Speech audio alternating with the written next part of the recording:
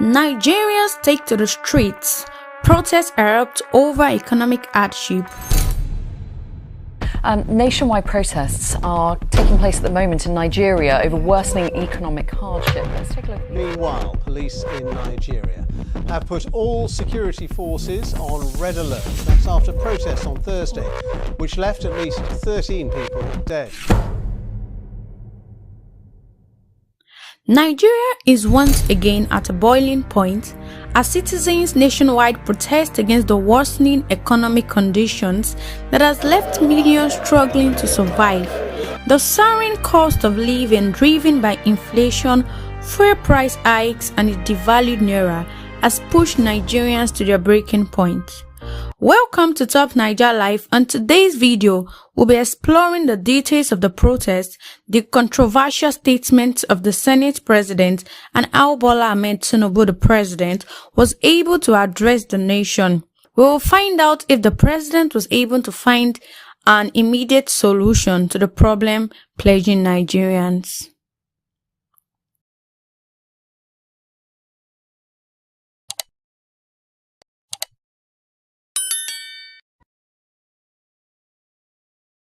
The protests, which began in major cities like Lagos, Abuja, and Kano, have quickly spread across the country, drawing in thousands of citizens from all walks of life.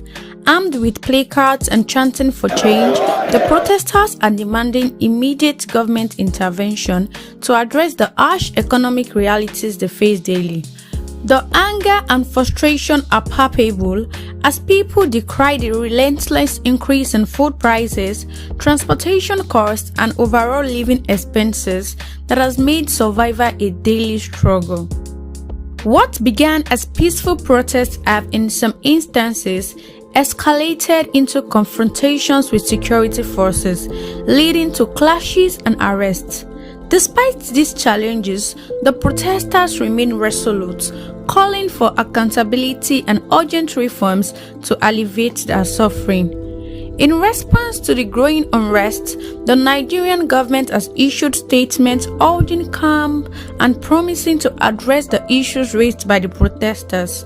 However, the government action have been met with skepticism. Security forces have been deployed to monitor the protest, and there have been reports of excessive force used to disperse crowds in some area.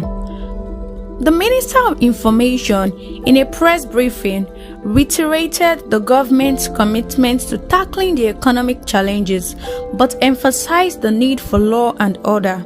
The mixed signals from the government, calling for calm while deploying heavy security, have left many wondering whether their concerns are truly being taken seriously. Amidst the government's response, a statement from Senate President Godswill Akpabio has ignited a firestorm of criticism and anger. In a moment the many have described as shockingly insensitive, Akpabio reportedly said that he would sit in his home, eating and watching as the citizens protest. This statement has been met with widespread outrage, with many Nigerians interpreting it as a blatant display of the disconnect between the country's leaders and the suffering of the average citizen. The reaction to the Senate President's statement has been overwhelmingly negative. Many Nigerians have taken to social media and the streets to express their anger, accusing the government of being out of touch with the realities of the common man. The statement has further fueled the protest, with many seeing it as an emblematic of the broader issues of governance and leadership in the country. As the protests continue, the question on many lips is whether the government will truly listen to the cries of the people or continue to offer empty promises while citizens struggle to survive. President Bola Tinubu, in a televised address, acknowledged the economic hardships faced by Nigerians and called for patience as his administration works to stabilize the economy. He outlined several measures being taken to attract foreign investment, reduce inflation, and create jobs. The president assured the nations that relief was on the way, but cautioned that these changes would take time. The protests largely fueled by frustration over economic condition and governance, have been driven by the nation's youth who seek a better, more equitable Nigeria. The president acknowledged their demands and sympathized with the families of those who lost their lives in the protests, especially in states like Borno, Jigawa, Kano, and Kaduna. He condemned the violence that overshadowed peaceful demonstration and emphasized the need to avoid further bloodshed and destruction. Nigerians, especially our youths, I have heard you loud and clear. I understand the pain and the frustration that drive these protests. And I want to assure you that our government is committed to listening and addressing the concerns of our citizens. President Tinubu urged protesters and their organizers to suspend any further protests in favor of open dialogue, promising that his government is always open to listening to the voices of its people. He stressed that the country must not be torn apart by a few with political agendas and that unity is essential in reshaping Nigeria's destiny. We are working hard for you, and the results will soon be visible and concrete for everyone to see, feel, and enjoy. Let us work together to build a brighter future for ourselves and generations to come, the president employed, reminding Nigeria that democracy thrives when the rights of every citizen are respected and protected. A key point in the president's address was the necessity of economic reforms.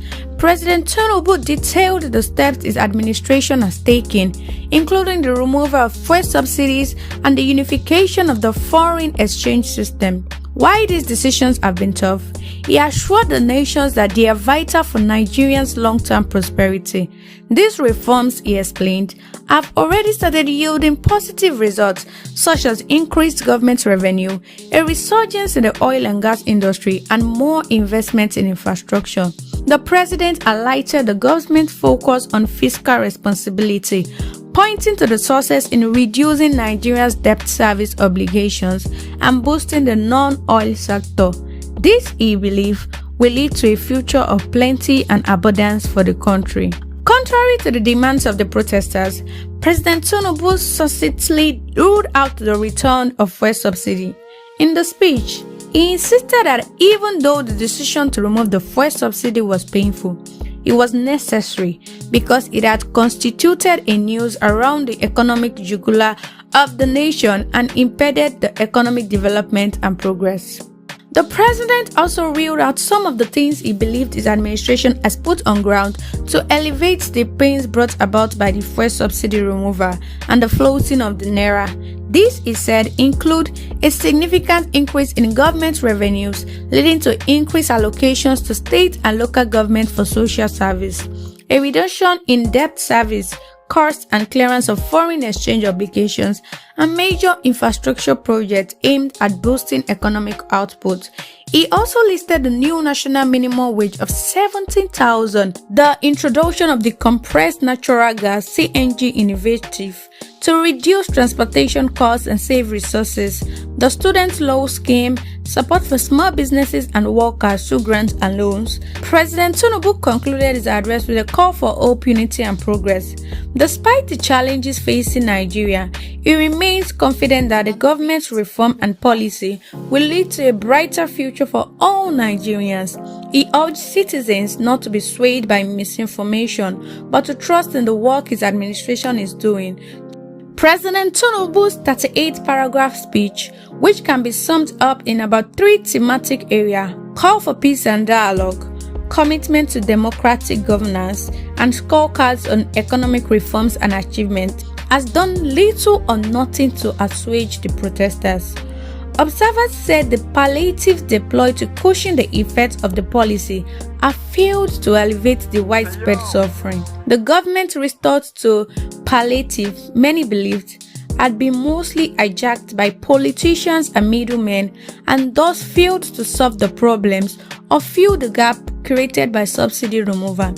Many also believed the speech failed to address salient issues like the insecurity ravaging the country and most especially in the Northwest region, where farmers are having it difficult to access their farms. As one analyst put it, what is our inflation target by year end? How much foreign direct investment is the government targeting this year? What is the rate the government hopes to have taken unemployment to at the end of this year? What is the plan to cut fiscal deficit? What are our GDP growth targets for this year? These are some of the questions many have raised from an economic perspective about the speech. Many of the protesters, especially those from the northern part of the country, have also questioned why the president was silent about the insecurity, which they believed had led to food insecurity that has exacerbated the hunger ravaging the country. The speech felt like it was directed at an international audience and not the Nigerian masses, because it did not reflect the realities of the last 14 months and especially the last 4 days. In conclusion, it could be said that President Bola Ahmed Tinubu's speech was not what the Nigerians expected. In fact, if anything, it appears the address of the president have angered more people as they turn out for the protest in several cities across the country hours after the speech would suggest. What do you think will be the next move of Nigerians, since the president has failed to provide a quick solution to the problem on ground? Share your view in the comment section.